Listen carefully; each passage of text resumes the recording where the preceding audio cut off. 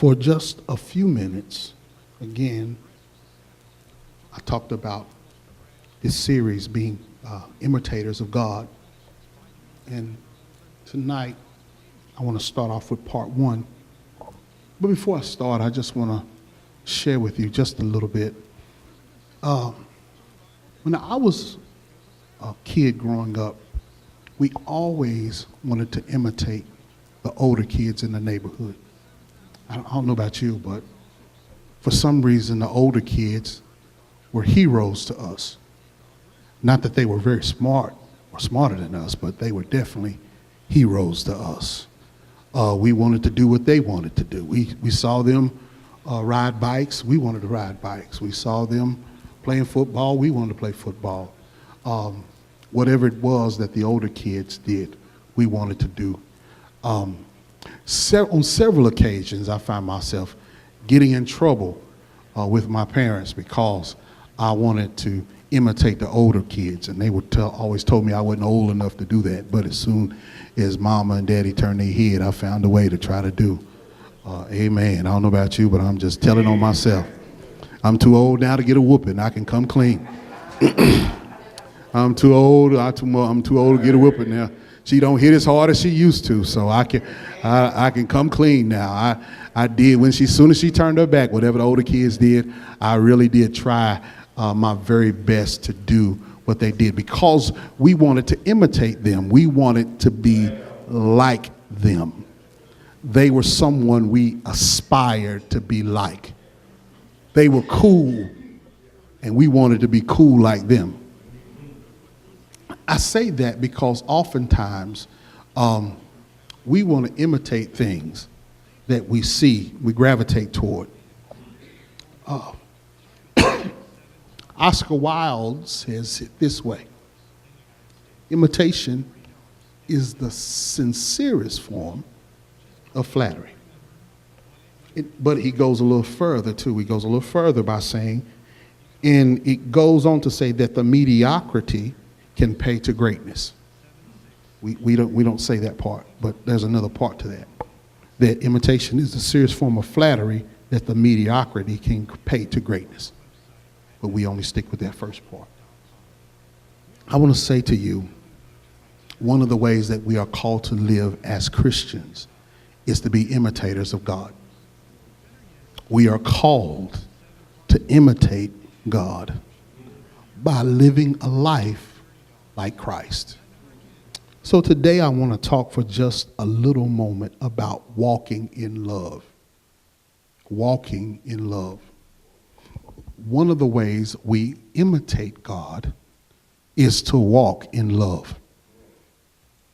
To walk in love is, and more specifically, walking in the love of God. And more specifically means to live a life of love towards one another.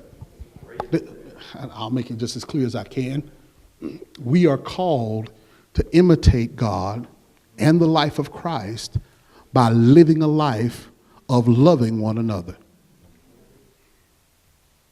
We are called to be imitators, to live like he lived. And one of the ways we can live like he lived is to walk in love. Walk in love, the love that we have for God, because God loved us. The Bible says while we were yet sinners, he died for us. He loved us when we didn't love ourselves.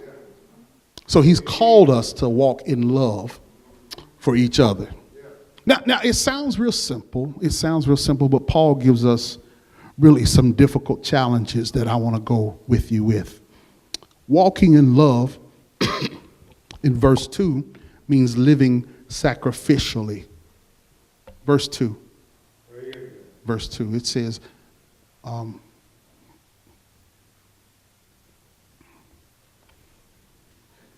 verse 2 says, walk in love as Christ also loved us and given himself for us, an offering and a sacrifice to God for a sweet smelling aroma. Let me share something with you. Walking in love means living sacrificially. To love someone like Christ loved us is a sacrifice. I could probably just drop the mic right there and just walk off.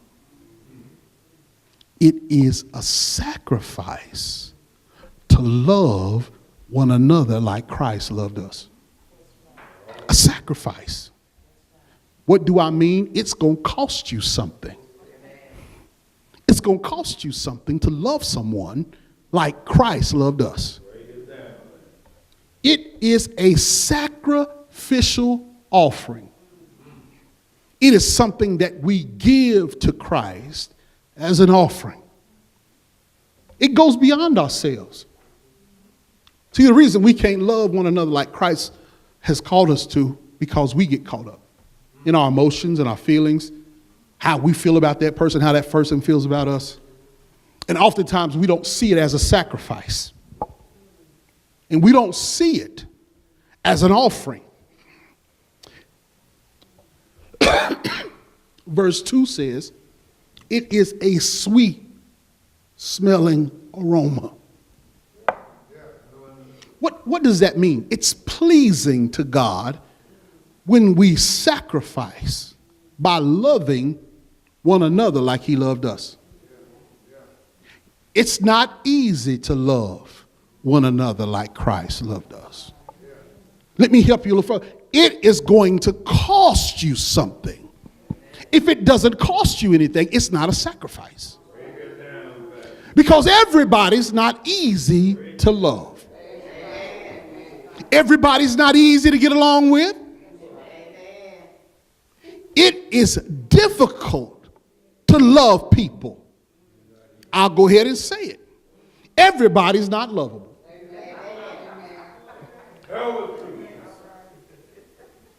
Most people, it's more like a cactus than a teddy bear. It's hard to love them. But what he says is that it requires a sacrifice in order for it to be pleasing to God. Which means it has to go beyond our feelings, our emotions, what we think. When we love someone according to the way God has called us to love, it becomes a sacrifice. And if we do it right, it's pleasing to God. And you say, well, how do you do it right? How do you do it right, preacher? How do I love somebody sacrificially? Get yourself out of the way. When you do something for someone and you do it in love, don't look to get anything back. Don't look to get something out of what you're doing. Oftentimes when we love someone, we want to be reaffirmed. We want someone to show us some love back. You love me when I love you. I showed you some love, now show me some. But it becomes a sacrifice when you love someone that is hard to love. It becomes a sacrifice. And we are called to love one another, even if they are difficult to love. Christ loved us unconditionally. And his love for us was an offering. It was an offering, a sacrificial offering. That means it cost him something. It cost him his life to love us. I'm going to ask you a question. What is it costing you to love your neighbor? A couple of eye rolls. What is it costing you? They're not speaking to you, so you decide not to do anything for them? They roll their eyes at you, so you roll your eyes back at them? And then when you forget, you want to turn around and ask them to come to church?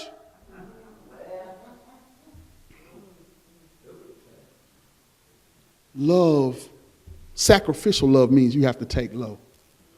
I'm going to say it where you can understand it. It means you have to take low. And it's sacrificial. It's going to cost you some pride. It's going to cost you some pride. Your feelings going to get hurt. If you love people like Christ called us to love. They're going to hurt your feelings. They're going to make you mad. They might make you cry. They might make you fuss. They might even make you cuss. But we are called to love people sacrificially. I'm almost out of your way. Walking in love means we are called to live sanctified.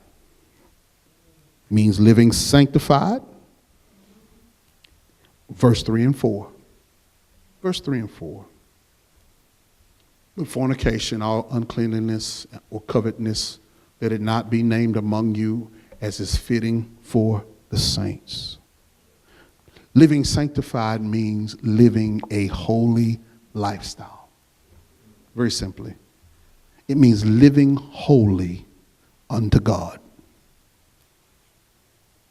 He says, neither filthiness, nor foolishness, nor talking, or coarse jesting, which are not fitting, but rather giving thanks.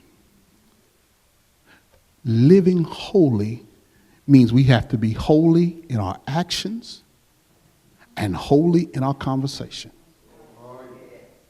Holy in our actions and holy in our conversation. That means there's some things we ought not do. And there's some things we ought not say. He says, but rather give thanks. Find ways of thanking God for what you're going through. Instead of finding ways to be mad about the situation that you're in or the people that you're surrounded with, find ways to thank God that you can be a light in the midst of darkness. Don't engage in, when I say don't engage in actions that will distract from the fact that you are a Christian. Don't do things and don't say things that you have to regret, that you have to go back on, that you have to explain, that you have to fix, that you have to apologize for. When we are sanctified, we are becoming more Christ-like. That means every day we should be becoming more like Christ. Not more like the world, but more like Christ. That after you get saved, the sanctification process should take place. That means every day you ought to get sweeter and sweeter, not sour and sour, not bitter and bitter, but better and better. Can I help somebody with that? If you've been walking with Jesus for a long time, you shouldn't be better. You shouldn't be bitter. You shouldn't be mean and hateful and angry, but you should be getting better and better and better. More loving, more kind, more understanding, more grateful, more thankful, because you realize every day is a blessing. And that ought to be reflected in how you talk and how you walk. He calls us to live lives of sanctification. That's how you love God. Live a holy lifestyle. Live a holy lifestyle. Live a holy lifestyle. Oh, yeah. Most of us, when we do something that's wrong, we know it before we do it. Before we do it. It's like my son when we used to tell him, don't get the cookies before it's time to eat. He would get a cookie anyway, and he would try to hide it. And we trying to figure out, well, didn't we tell you to get the cookie? Yeah, you knew not to get the cookie beforehand, but you did it anyway, and then you're trying to justify getting the cookie by saying you're hungry. There are a lot of us that justify our actions in order to make us feel better about what we've done. So I want to challenge you today that we say we love God. Loving God, saying it is easy, but acting it out is very difficult. He says, in order to love me, be imitators of me. Imitate the lifestyle that is in the Bible. Christ has given us a format. He has. Read it sometimes. It'll amaze you. He's given us a format to follow. He teaches us how to love one another. And he lived an holy lifestyle. Now, before I'm done, I got one more point very quickly. Walking in love means living sacrificially. Walking in love means living sanctified. And walking in love means living separated. Verses 5 through 7. For you know this, that no fornicator, no unclean person, no covetous man who is an idolater has an inheritance in the kingdom of Christ and God. I was meditating on this, and the word came to me: live guarded relationships. Guarded relationships. What does that mean? Everybody can't be your boo. Everybody can't be your bae. Live guarded relationships. Everybody can't pour into you. Everybody can't pray for you. You can't call everybody for encouragement. You can't call everybody for advice. Surround yourself with people who are holy. Surround yourself with people who are Christians. Surround yourself with people who are God-like. Surround yourself with people. When he says separate yourself from people, he didn't say not have any interaction with them. But there are some people you can't be too connected to. Because he tells us that they have no inheritance in the kingdom of Christ and God. They have no inheritance. Nothing. The unsaved has no inheritance. That means, as of now, they're not going to heaven. That's just telling it like it is. And we as Christians, you can't be hooked up with someone who doesn't have the same view as you, who doesn't have the same goal as you, who doesn't have the same aim as you, who's not trying to make it in the kingdom as you are. You're trying to hook up with people who are not walking in the same path that you are walking in. And you wonder why you're having problems. And you wonder why you're not getting the encouragement. You have to check the people that are in your circle. Check your relationships and see that people that you are with are equally yoked with you. That just doesn't go for marriage. That goes for any relationship. Make sure that the people that are pouring into you have the same mindset that you do. That they are praying for you. That they can give you a word of encouragement. It is important that you surround yourself with people who are like-minded. That doesn't mean you can't do outreach and evangelism to the unsaved. That means that you just can't surround yourself with people who are your real friends, that when you need something, they are not equally yoked with you. It is so important. We have to live lives of separated lives. That means some people you're going to have to cut free. Some people you're going to have to cut loose. Some people you can't associate with. You can't go out. You can't go eat wings. You can't go to the movies. You can't go to weddings. You can't go hang out with some people because they're not good for you spiritually. The spirits that they have, and I'm going to be done with it, the spirits that they have will have a tendency to latch on to you. If you hang out with somebody who's angry long enough, you will become angry. You will wonder why you're all of a sudden starting to become angry. If you hang out with somebody that's depressed, and all they do is talk about woe is me, eventually you will become depressed. You got to be careful who you hook up with. Because those spirits will connect to you. And you will begin to live like they are living. Separated. Find yourself some people who are walking with God. Find yourself some sanctified Christians. Even if you're not there yet, try to get to where they are.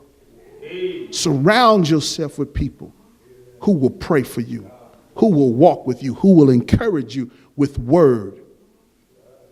It's important. If we're going to be imitators of God, we have to walk in love. The love that God has for us. In order to do that, we have to be imitators. And that means living a life sacrificially, sanctified, and separate. Verse 7 says something, then I'm going to be done. This is the warning. Do not be partakers with them, because they're not going to be spared.